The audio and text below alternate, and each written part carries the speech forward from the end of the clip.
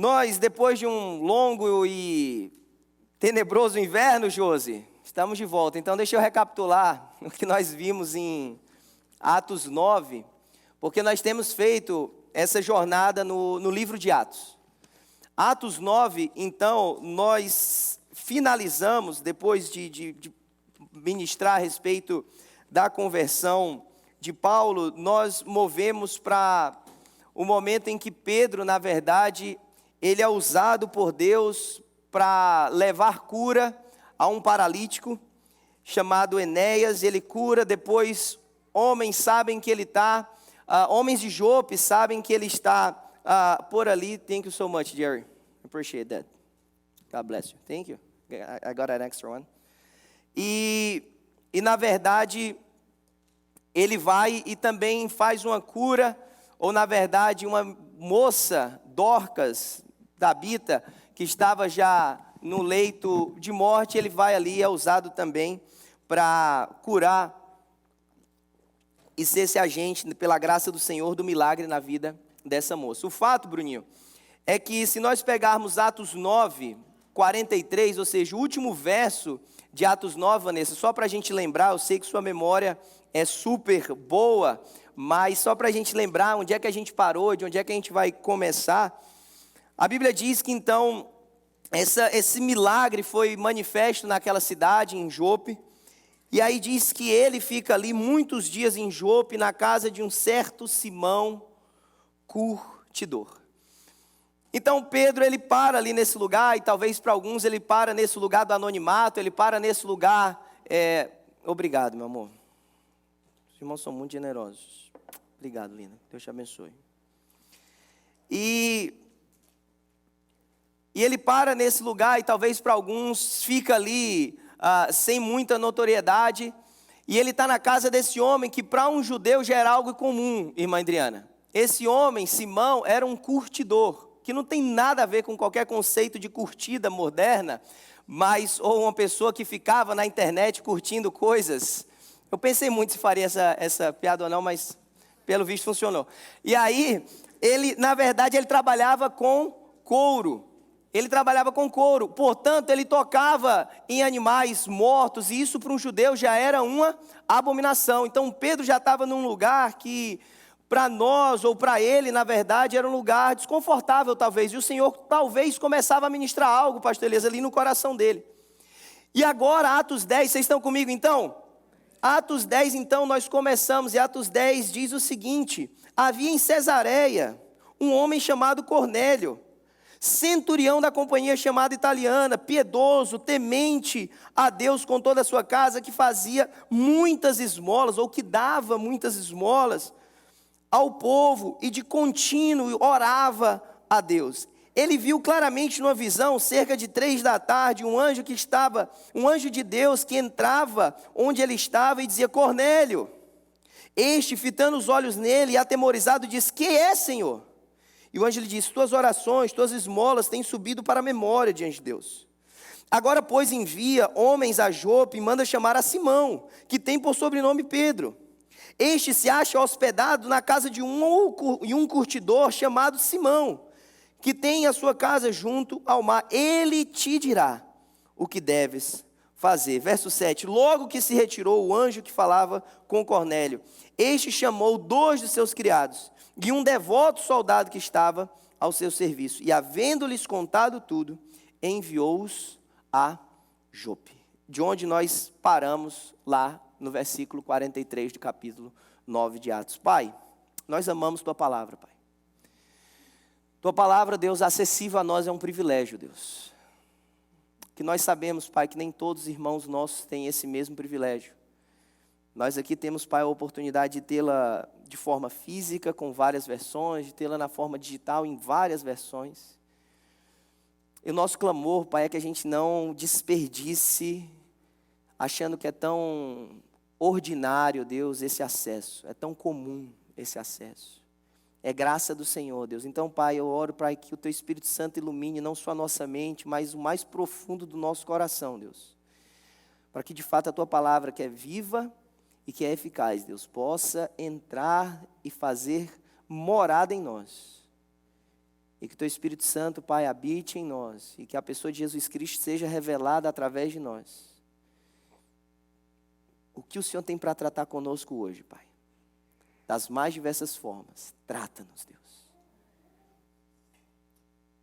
Prostramos o nosso coração, a nossa mente diante do Senhor. Dizendo que sem o Senhor, sem a Tua obra, isso aqui é tudo vão. A Ti, meu Deus, toda honra, Pai. Glória e louvor, Pai. Em nome de Jesus. Amém. Meus irmãos, então nós começamos agora. Saindo de Jope, nós chegamos em Cesareia. Nós estamos aí ainda à beira do mar Mediterrâneo. Uma cidade que distava aí aproximadamente 40 quilômetros, algo em torno de 24 milhas, se você já se tornou mais americano do que brasileiro. E aí esse homem chamado Cornélio, ele tem esse lugar, ele tem essa visão. E a Bíblia começa a nos relatar um pouco, Grace, quem era esse homem. E a Bíblia vai dizer que ele era um homem, que ele era um centurião. Ou seja, ele era como um coronel do soldado, ele tinha um grupo de soldados que ia aí em torno de 60 a 100 soldados, por isso vem a ideia da centúria. O centurião era aquele que coordenava, que comandava esse grupo de soldados. E eles estavam todos posicionados lá, então ele era um homem importante, um homem relevante na estrutura daquela sociedade. E ele, não apenas isso, mas ele era um gentil. Então ele era alguém que não vinha de nascença, Felipe, você sabe isso tão bem, do povo de Deus, do judeu. Ele era um não-judeu, gentil, basicamente, se nós quisermos entender, Guilherme, é um não-judeu. Mas existia uma terminologia naquela época que eram os judeus prosélitos. Quem já ouviu falar disso? Pastor Edmilson, glória a Deus pela sua vida. Então, os prosélitos eram não-judeus, ou seja, gentios, que aderiam, Rosana, de alguma forma ao judaísmo. Sejam as práticas judaicas, sejam a obediência à lei de Moisés, eles passavam então a ser considerados judeus prosélitos, porque eles não eram judeus de fato, mas eles tinham chegado ao caminho do judaísmo. Essa é a terminologia, essa é a ideia do prosélito. É aquele que está chegando para mais perto. E esse homem então era um desses. Como é que a gente sabe disso? Verso 2. Verso 2 nos diz primeiro que ele era um homem piedoso. Começa a nos revelar aqui um caráter espiritual da vida de Cornélio. Ele era um homem piedoso, religioso, devoto, alguém que tinha um conhecimento limitado de Deus, obviamente, Mauro, porque ele não nasceu numa cultura judaica que expressava desde o seu nascimento o ensino do Deus que criou todas as coisas. Mas era alguém que tinha se interessado e começava a caminhar para dentro dessa cultura e começava a ter, ainda que na sua forma mais pueril, mais incipiente, um conhecimento a respeito do Deus de Israel. E, portanto, ele era um homem piedoso e temente ao Senhor. Então não era um idólatra, não era alguém que adorava outros deuses, não era alguém que se curvava a imagens, era alguém que acreditava no Deus vivo e verdadeiro, Criador de todas as coisas. E não só ele, mas a Bíblia vai dizer que então toda a sua casa. Era um bom líder do lar, era um bom chefe de família, porque a sua família foi positivamente influenciada, não nasceu naquela cultura, mas foi influenciada pelo seu governo, pela sua paternidade, pela sua liderança dentro da sua casa. Sua família, então, temia ao Senhor. Ele não aceitava adoração a outro Deus na sua casa, não aceitava adoração a falsos deuses na sua casa. Era um homem que disse, aqui embaixo desse teto, nós vamos adorar o Deus de Israel, Deus de Abraão, de Isaque e de Jacó. Quem está comigo, amém? E não só isso, mas a parte B do verso 2, vai dizer que ele fazia, a ideia é literalmente esse, ele dava esmolas, a expressão da ideia original é literalmente isso, ele fazia essas esmolas, ou seja, era alguém generoso. Nós falamos agora de dízimo e oferta, era alguém que era generoso, era alguém que via alguém em necessidade e ajudava. E por fim, era alguém fervoroso em sua oração. A Bíblia vai dizer que ele de contínuo orava. A NVI talvez vai falar que ele orava sempre. De cara, se a gente pegar o verso 2, já está melhor que muito crente. Já está melhor que muito de nós. Generoso. orava o tempo todo, temente a Deus. Sua casa era temente ao Senhor, já estava melhor que muitos de nós. Só que é uma expressão, e essa expressão eu briguei com ela essa semana, porque a NVI me atrapalha um pouco a pregar esse sermão, mas verso 6 vai dizer que quando o anjo do Senhor envia ou pede para Cornélio ir chamar Pedro, a palavra de Deus diz que, verso 6, parte B, ele te dirá o que deves fazer. Ah, pastor, estou com a NVI, não vai ter isso. A NVI depois, existem duas versões de NVI, eu não vou aqui gastar tanto tempo explicando a formação da NVI em si, mas há uma versão da NVI que eles não colocaram, essa parte B, há alguma que eles colocaram só no verso 32. No verso 32, nós estamos relatando a Pedro, Cornélio mesmo está relatando essa visão. E aí lá ele vai falar que ele mandou te buscar, porque você me diria o que fazer. Se ainda assim você não tem nem no 6, nem no 32, eu te convido a ler o 22, que ele vai dizer isso, e a gente vai partir desse lugar. Atos 10, 22 vai dizer o seguinte: e eles disseram, Cornélio, centurião, homem justo, temente a Deus. Quem são eles? Eles, os servos de Cornélio. E bom testemunho de toda a nação dos judeus, foi avisado por um anjo para chamar-te à sua casa, para ouvir as tuas palavras. Onde é que eu quero chegar com isso? Se nós pararmos no verso 2, Bruninho, nós vamos ter um retrato de um homem que aos nossos olhos estava tudo certo. Generoso, temente a Deus, piedoso, religioso.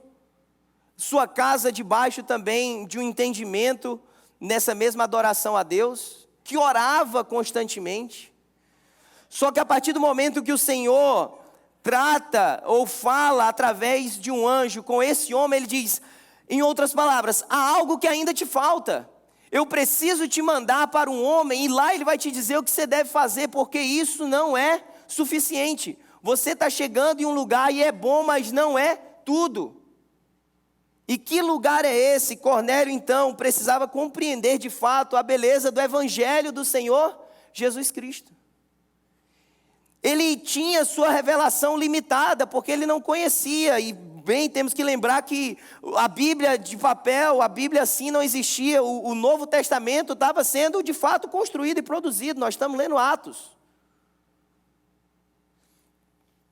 Mas ele precisava entender que qualquer manifestação religiosa, qualquer adoração, se não partisse do lugar da pessoa do Senhor Jesus Cristo, se tornaria vazia. Se tornaria sem sentido. Se no verso 4 vai dizer, olha, tuas orações foram recebidas, tuas esmolas chegaram ao Senhor, glória a Deus por isso. Porque o Senhor vai atraindo o coração dos seus. O Senhor vai lançando suas cordas e atraindo aos seus. Mas ele precisava chegar num lugar de decisão. Ele tinha um entendimento e ele era sincero. Tudo que você lê em Atos 10, você vai compreender que tudo que ele podia expressar para com Deus, ele expressava, ele era sincero, ele era honesto, até o limite que ele compreendia. Agora eu e você já temos conhecimento sobre a pessoa de Jesus Cristo. Nós temos acesso às Escrituras. E se a minha e a sua adoração, se a minha e a sua manifestação, se a minha e a sua vida religiosa não tiver por base a pessoa do Senhor Jesus Cristo, nós estaremos manifestando coisas vazias para o Senhor. Eu e você precisamos depositar drasticamente nossa fé e nossa confiança na pessoa de Jesus Cristo. João 3, quando o Senhor Jesus está encontrando um fariseu chamado Nicodemos. O que ele fala para Nicodemos, Lorena? Vamos lá, Dunamis Class. O que ele fala? Você precisa nascer de novo. Ele encontra Jesus na calada da noite, e ele vai dizer assim, eu sei que ninguém pode fazer essas coisas se não vem da parte de Deus. Ou seja, eu estou entendendo que o Senhor vem da parte de Deus, que as manifestações que você faz não podem ser de um homem natural. O Senhor Jesus, João 3 diz, eu te digo na verdade que ninguém pode ver o reino de Deus, se não nascer de novo. E como é que Cornélio começa a entender o que é essa novidade de vida, Lisa? João 3,14, da mesma forma como Moisés levantou a serpente no deserto, importa que o Filho do Homem seja levantado, porque todo aquele que nele crê vai ter a vida eterna. Isso é João 3,15 ainda, João 3,16 agora, porque Deus amou o mundo de tal maneira, ou como diz o Eibe, de uma maneira tão grande, que deu seu Filho unigênito para que todo aquele que nele crê não pereça, mas tenha vida eterna. Porque Deus enviou o seu Filho ao mundo não para condenar o mundo. Ou seja, ele precisava entender a revelação da pessoa do Senhor Jesus Cristo. A luz veio ao mundo, mas os homens rejeitaram porque amaram mais as trevas do que a luz, porque as suas obras eram más. João 4, o Senhor Jesus encontra, Mauro, tu és a mulher samaritana. A mulher samaritana está conversando com o Senhor Jesus, Guilherme, a respeito de adoração, entre os assuntos que ela conversa. Ela diz, olha, adoram ali no monte, outros ali no templo, como é que é essa história? Ou seja, eu quero me expressar, eu quero de alguma forma conhecer. Olha, está chegando um tempo, eu de fato falo que já chegou, que nem no monte, nem no templo, porque o Senhor procura adoradores que o adorem em espírito e em verdade. Senhor, eu sei que quando o Messias chegar, Ele vai redefinir as coisas. Deixa eu te falar algo, o Senhor Jesus fala para ela. Eu sou o Messias. Ela tem um entendimento da revelação da pessoa do Senhor Jesus Cristo. Volta para o seu lugar. E aí a vida dela impacta outras vidas. Nicodemos precisava nascer de novo. A mulher precisava beber da água viva. Saulo precisava de um encontro com Cristo. Eu e você precisamos nascer de novo. Nós não podemos nos conformar em viver o domingo aqui, se isso não afetar o nosso novo nascimento. Não se conforme. Eu louvo a Deus pela sua vida porque você está aqui. É um passo, mas não é toda a caminhada. Eu e você podemos passar uma vida vindo aos domingos. Podemos passar uma vida servindo ao Senhor. Podemos cantar, podemos pregar. Podemos servir na feira missionária. Podemos fazer um tantão de coisas na nossa caixa religiosa. Mas eu preciso te falar, é necessário nascer de novo. Se tudo isso vier sem o pacote novo nascimento, é coisa vã. Nós não podemos desprezar quem está buscando. E se você veio hoje aqui e ainda não entregou sua vida para o Senhor Jesus, eu louvo a Deus pela sua vida. Você está aqui porque você está dizendo, eu preciso encontrar com esse homem, com esse Senhor que muda a minha história. E sim, Ele muda. E você veio para o lugar certo, porque nós pregamos a palavra de Deus. Mas só vir e voltar não elimina a necessidade de você dizer, Senhor, eu entrego minha vida para Ti. Eu e você precisamos compreender isso. Atos 10, verso 36. Atos 10, 36 é Pedro já agora com Cornélio. E ele está com Cornélio, o que ele prega? Ele prega Cristo. Rodrigo, ele começa dizendo, ele enviou a palavra aos filhos de Israel, anunciando-lhes o evangelho da paz por meio de Jesus Cristo. E ele diz, esse é o Senhor de todos. Por quê? Porque nós estamos aqui agora num dilema entre um judeu e um gentil. E agora Pedro compreendeu que Deus não é Deus só dos judeus, mas de todos, dos gentios também. Ele enviou essa palavra, Ele é o Senhor de todos. Verso 37, vós sabeis o que sucedeu por toda a Judeia, começando desde a Galileia, depois do batismo que João pregou. Ele está dizendo, vocês conhecem isso. 38, como Deus ungiu com o Espírito Santo, com poder a Jesus de Nazaré, e como esse passou fazendo bem e curando todos os oprimidos pelo diabo, porque Deus estava com ele.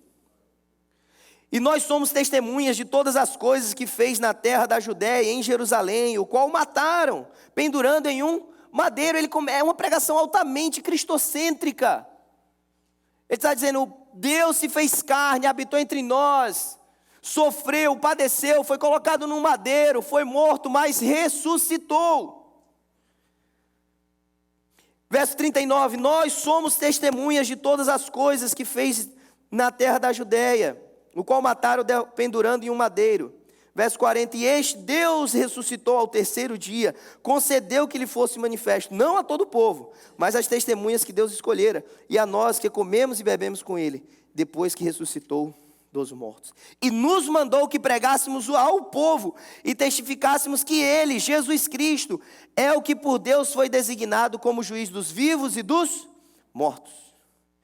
E este dão testemunho todos os profetas, a este dão testemunho todos os profetas, de que todo que nele crê, receberá perdão dos pecados por seu nome. Nós precisamos chegar nesse lugar dizendo: Senhor, me perdoa, apaga as minhas iniquidades, coloca no mar do esquecimento, está consumado, não há nenhuma cédula, nenhum escrito de dívida contrária a mim.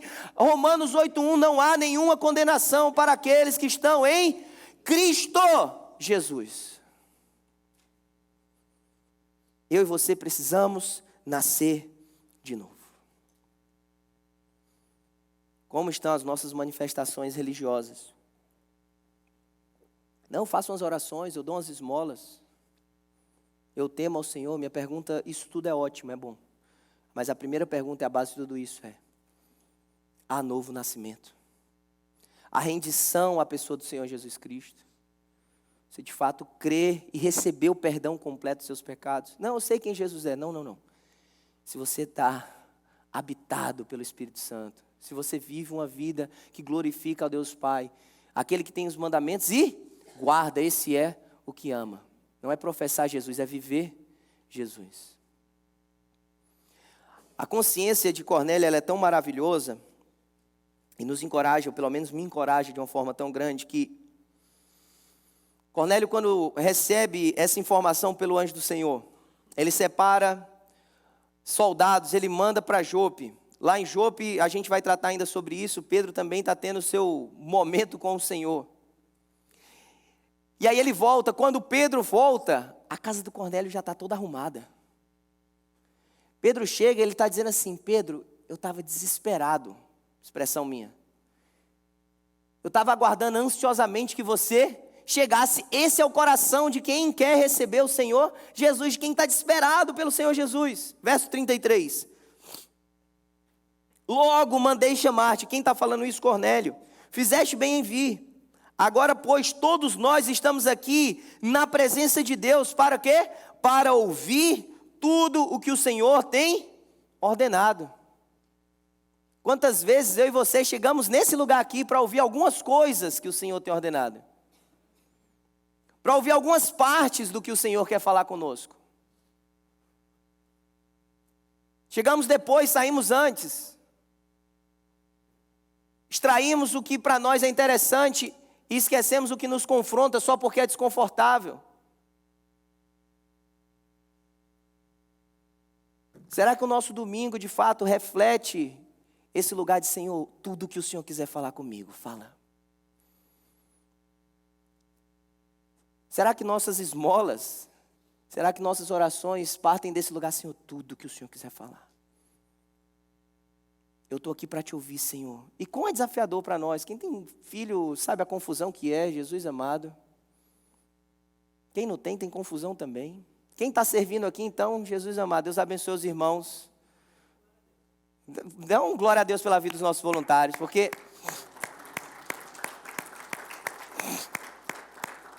muitas vezes eles são aqueles que: Senhor, como eu queria te ouvir, mas o violão do Mauro não ligou ali, então tem que correr ali, né? Então nós honramos a Deus a vida de vocês, meus irmãos. E nós que cá estamos. Se a gente vai para o cinema, né? Eu cresci ouvindo essas coisas, né? O pastor chato fala isso, hoje em dia eu sou o pastor chato. Amém, Josi? Porque meu pai falava assim, Mônica, quando ele queria brigar com os irmãos. Não que eu esteja querendo fazer isso, obviamente. Mas, Mauro, vai para o cinema, não perde nem o trailer. Não é isso? Vai para o show, assiste até o da banda antes, que nem é tão boa assim. Está lá o Epidemia tocando. E cadê o Carlinho? Não está aqui agora, saiu. Foi no banheiro. Epidemia era a banda do irmão Mauro, meus irmãos. Antes dele ser curado pelo Senhor Jesus.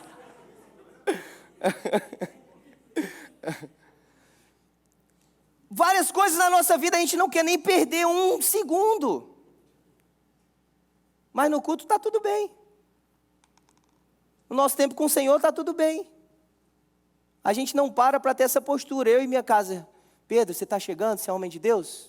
Eu estou aqui para ouvir tudo o que Deus vai falar através da sua vida. Deus usa pessoas. Se você está vindo nesse lugar, clame ao Senhor para ouvir tudo o que o Senhor tem para te falar, através de homens e mulheres de Deus, que se levantam para ser canal de bênção na vida um dos outros. Vamos parar de perder tempo.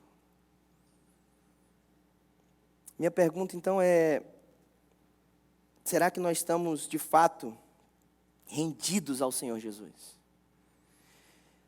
Cornélio tinha várias ações boas, mas lhe faltava a rendição plena à pessoa do Senhor Jesus Cristo. Hoje você sabe, você está aqui, você está ouvindo a palavra de Deus. Se você ainda não entregou sua vida para o Senhor, melhor do que ficar vindo para a igreja sem Jesus, é vir para a igreja com Jesus. Mas para os crentes também, tem crente que vem sem Jesus. Jesus ficou no sofá de casa esperando. Meus irmãos, vamos olhar para nós também. Porque às vezes a gente acha que já entregou a vida para o Senhor Jesus, está tudo certo. Quantas vezes eu e você manifestamos cultos ao Senhor, em que Ele ficou fora. E nós estamos aqui satisfeitos, porque cumprimos o nosso encargo religioso. Deus usa pessoas, e Deus é tão maravilhoso, porque agora Ele manda um anjo, Fernanda, falar com Cornélio. Cornélio, vai lá procurar Pedro, porque ele vai te falar o que você precisa ouvir. Só que se Pedro estivesse do lado de Cornélio, Pedro já ia falar tudo errado. Porque o coração de Pedro estava num lugar errado. Aí agora Deus vai e trata Pedro, verso 9. No dia seguinte, indo eles ao seu encontro e estando perto da cidade, subiu Pedro ao terraço para orar. Cerca do meio-dia, e tendo fome. Na nossa classe da Impact School, estamos falando sobre gula, um pouquinho. Então, Pedro estava com fome, e ele quis comer. Essa expressão no original é engraçada, que ele diz assim, ele literalmente quis provar um pouquinho. Meu sogro, ele tem um negócio que ele chama de pré-almoço ou pré-janta. É que a fome está tão grande que antes de almoçar ou jantar, ele come alguma coisa para fingir que não vai comer muito no almoço ou no jantar, mas come do mesmo jeito. Meu sogro, quando vê esse sermão, Deus abençoe, meu sogro. Ele fica batizado no almoço. E ele teve fome, ele quis provar. Enquanto estavam lhe preparando algo, sobreveio-lhe um êxtase, e ele viu os céus abertos, e que descia algo semelhante a um grande lençol, o qual era baixado à terra pelas quatro pontas, e nele havia todos os quadrúpedes e répteis da terra, aves do céu, e ele ouviu uma voz, a voz dizia, levanta-te, Pedro, mata e come. Então Pedro disse, de modo nenhum, Senhor, porque jamais comi alguma coisa impura ou imunda, ou comum ou impura. Segunda vez a voz lhe falou, ao que Deus purificou, não faças tu impuro. E isso aconteceu por 3 vezes, e logo o lençol foi recolhido ao céu. Quando Pedro estava consigo perplexo sobre a visão que tivera, e eis que homens que foram enviados por Cornélio, tendo perguntado pela casa de Simão, pararam à porta. E chamando, perguntaram se estava ali hospedado Simão, que tinha por sobrenome Pedro. Enquanto Pedro meditava sobre a visão, disse-lhe o Espírito, eis que 3 homens te procuram, verso 20. Levanta-te, pois, desce e vai com eles sem duvidar, porque eu os enviei. Então, descendo Pedro para onde estavam os homens, foram enviados por Cornélio, disse, sou eu a quem procurais? Qual é a causa? Por que viestes? E eles disseram, Cornélio, centurião, um homem justo e temente, que tem bom testemunho de toda a nação dos judeus, foi avisado por um santo anjo, para chamar-te à sua casa, para ouvir as tuas palavras. O que tem nessa visão de Pedro, então? Pedro, um judeu, achava que um gentil, alguém que não vinha do povo de Deus, ser colocado agora como povo de Deus, ou se quiser já usar essa expressão dentro do Novo Testamento, se quiser ser agregado, acrescentado à igreja do Senhor Jesus Cristo, era impossível. E a lei no Antigo Testamento, a lei de Moisés, ela versava também sobre os alimentos que podiam ou não comer. Mas essa lei, ela não dizia só a respeito, Mauro, por causa de uma dieta boa ou ruim para os judeus, mas porque a própria cultura deles ia se distinguir de uma forma tal da dos gentios, que nem a mesa para a comunhão eles poderiam estar. Era mais do que um comer ou não comer, era o estilo de vida, e era uma separação entre um povo, que seria o povo de Deus, e aqueles que não são povo de Deus, pagãos, idólatras a outros deuses. Então, quando esse lençol, com esses animais que a lei dizia, não come, Egésio, descem, eles não refletem simplesmente animais, mas eles estão dizendo, agora não existe mais homem e mulher, judeu, grego, que separa, que não pode estar junto, que não pode habitar na comunhão do corpo de Cristo. Não torne comum ou impuro o que o sangue de Cristo verteu na cruz e já purificou. O grego está purificado, o judeu está purificado. Pedro, você precisa entender isso. E a própria Bíblia vai nos lembrar, Gálatas 5:6 vai dizer, porque em Cristo nem a circuncisão, nem a incircuncisão tem efeito algum, mas sim a fé que atua pelo amor. É maravilhoso a gente pensar que Pedro precisava ser tratado para ser canal de bênção, para tratar o coração de alguém. Se Cornélio precisava compreender essa graça e o evangelho do Senhor Jesus Cristo e depositar a sua fé no Senhor Jesus Cristo, Pedro também precisava compreender a extensão dessa graça de Deus, o alcance do amor, da obra redentora. Literalmente, a gente pode entender que Pedro estava sujando aquilo que o Senhor Jesus Cristo já tinha limpo, operado. Você está tornando impuro aquilo que eu já purifiquei. Essa relação cerimonial, distintiva, agora não existe mais. Vocês podem ser irmãos em Cristo. Verso 14 é interessantíssimo. Verso 14 vai dizer, Pedro respondendo para Deus, de modo nenhum, Senhor. Quem chama Deus de Senhor não pode contrariar Ele, dizendo de modo nenhum. Como eu vim do Nordeste, a gente ensina os meninos lá em casa, ou pelo menos o que fala, o Eibe, já fala o suficiente pelos dois. Sim, Senhor, e sim, Senhora. Quando o pai e a mãe falam, obedece sem discussão. Agora a gente está dizendo de modo nenhum, Senhor, Tu és o meu Senhor, mas eu não vou fazer isso aqui não. Pedro se levantava e vai dizer, não, o Senhor está me mandando fazer isso, mas eu não vou mudar não. E aí essa visão e essa conversa, esse diálogo acontece por pelo menos 3 vezes. A pergunta ou a reflexão para nós é quantas vezes eu e você, como mensageiros agora, já que Pedro era alguém que ia endereçar essa mensagem de Deus, temos sido falhos por não estarmos parando para ouvir. Quantas coisas o Senhor tem falado a nós e nós estamos de modo nenhum, Senhor. Nessa área aqui, não. Essa pessoa ali, não. O Senhor é Senhor, mas isso aqui que o Senhor está me falando, de modo nenhum. Quantas vezes eu e você comunicamos em parte, vivemos em parte o Evangelho, comunicamos em parte o Evangelho, limitamos o impacto do Evangelho na vida da outra pessoa, porque estamos limitando a ação do Evangelho em nós, a ação da obra de Cristo em nós. Verso 34, Pedro falando, vocês estão comigo, amém? Verso 34, então Pedro começou a falar, disse, na verdade agora eu compreendo. Compreendo o que, Pedro? Agora eu compreendo que Deus não faz acepção de pessoas, mas que em toda nação, aquele que o teme e pratica o que é justo, este lhe é aceito. Com a beleza que a gente vê, o evangelho não mudou, quem mudou foi Pedro. Isso aqui não é permissibilidade para dizer agora, Deus não faz acepção de pessoa, então todo mundo está salvo. Não, não, não. O evangelho alcança a todos. O evangelho não é exclusivo a judeus. O evangelho alcança todos. Agora, a partir do momento que nós compreendemos, ouvimos, a resposta que nós damos ao evangelho, ela é sim fundamental. Ela é sim necessária. Ela é sim distintiva. Mas não por causa de um amor de Deus seletivo. Não por causa de uma graça seletiva. Não por causa de uma obra redentora exclusivista. Não, não, não. O amor de Deus, a graça do Senhor, a salvação foi derramada sobre todos. Agora é necessário que todo aquele que nele crê, não pereça, tenha a vida eterna.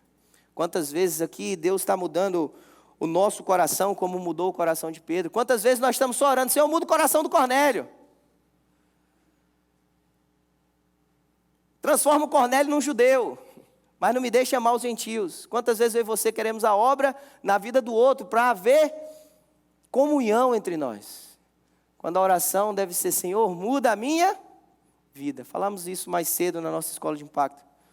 Deve ser, Senhor, me torna um instrumento apto de fato, me torna um instrumento que é útil nas tuas mãos.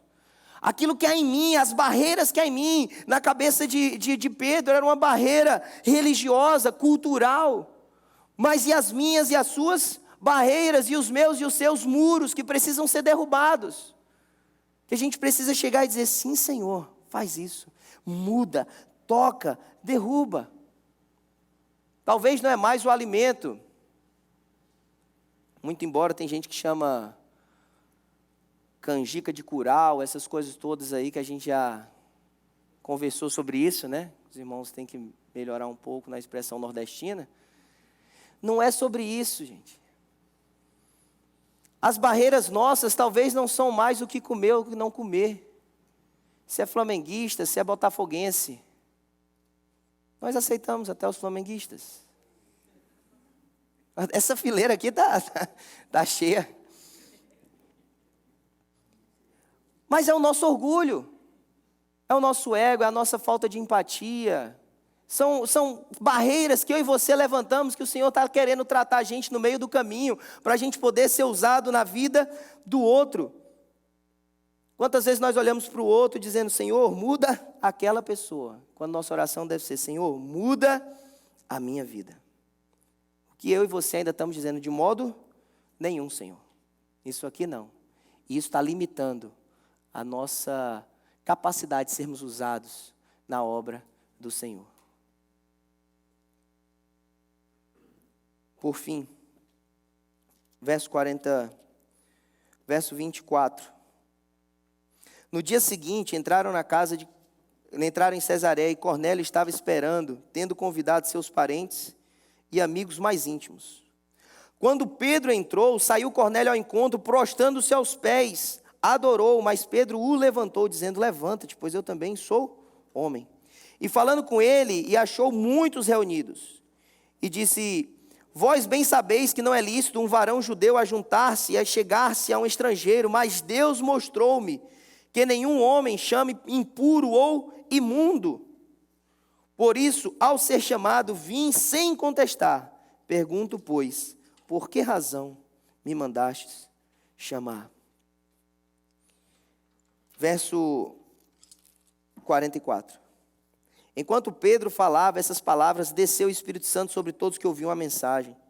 E todos os crentes que eram da circuncisão vieram com Pedro, ficaram atônitos de que o dom do Espírito Santo se derramasse também sobre os gentios.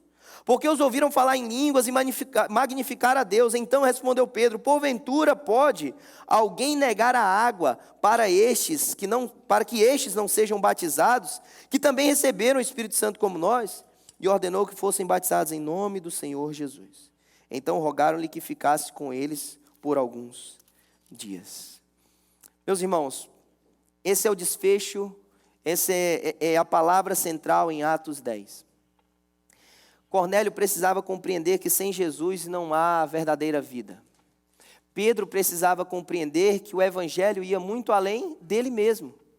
Que o alcance da obra redentora do Senhor Jesus não podia ser limitada à sua noção do que deveria ser a obra de Jesus. E nós, como igreja, precisamos compreender que vai muito além de nós. Que não é sobre de onde viemos, o que fizemos, quem somos, não é sobre a nossa profissão, não é sobre as nossas preferências. É sobre como igreja, juntos, habitados pelo Espírito Santo, manifestarmos a beleza do corpo de Cristo, que tem muitos membros. Cada um desenvolve a sua função, mas há uma só fé, um só batismo, um só Espírito e um só Senhor. Nós precisamos entender que a obra do Senhor vai muito além de nós. Deus usa pessoas e vai continuar usando. Sejamos sinceros, Atos 10 começa, Luiz, com Cornélio tendo uma visão de um anjo de Deus. Era muito mais fácil Deus usar o anjo do que usar Pedro. Já resolve o problema de Cornélio com o anjo. Resolve o problema de Pedro com a visão. Cada um segue seu caminho, estamos bem. Só que Jesus, Deus, na sua maravilhosa graça e soberania, diz: o que eu estou me revelando a vocês é para que vocês possam caminhar juntos. Para que vocês, nessa multietnicidade, se você quiser interpretar dessa forma, ou seja, vindo de diferentes lugares, vocês possam se render ao mesmo Senhor e manifestar a beleza da mesma glória de Deus juntos. É nas nossas diferenças que nós vamos manifestando o Senhor. Não porque estamos diferentes caminhando, mas porque estamos debaixo de um mesmo senhorio. Não caminhamos juntos porque temos tudo em comum. Caminhamos juntos porque temos algo em comum. A pessoa do Senhor Jesus Cristo. A habitação do Espírito Santo de Deus. O anjo aponta para Pedro, Pedro aponta para Cristo. Que eu e você possamos apontar para o Senhor Jesus Cristo. Toda essa manifestação de Atos 10 acontece nas casas. Pedro estava na casa do curtidor, Cornélio está na sua casa, Cornélio manda os servos chamarem Pedro na casa lá em Jope, Pedro sobe, na verdade, para Cesareia, chega na casa de Cornélio. Toda essa manifestação de pregação, de culto, de adoração, acontece nas casas. Nós temos falado aqui esse ano na igreja sobre a manifestação de Jesus nos templos e nas casas. Pequeno grupo, multiplicador, é um lugar para a gente aprender. Nós precisamos de corações ensináveis. Falávamos isso na nossa escola mais cedo. Discipulado acontece quando a gente encontra, ou quando dois corações ensináveis se encontram.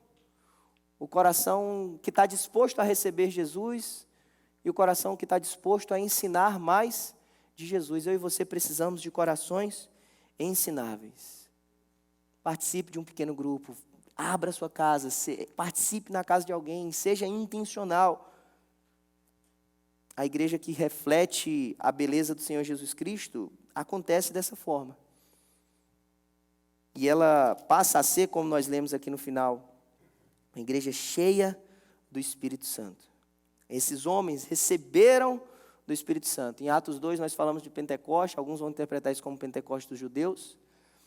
Atos 2, Atos 8, nós vimos isso também, o Pentecoste samaritano, como alguns vão entender. Pedro vai lá e impõe as mãos naqueles que estão em Samaria, eles recebem do Espírito Santo.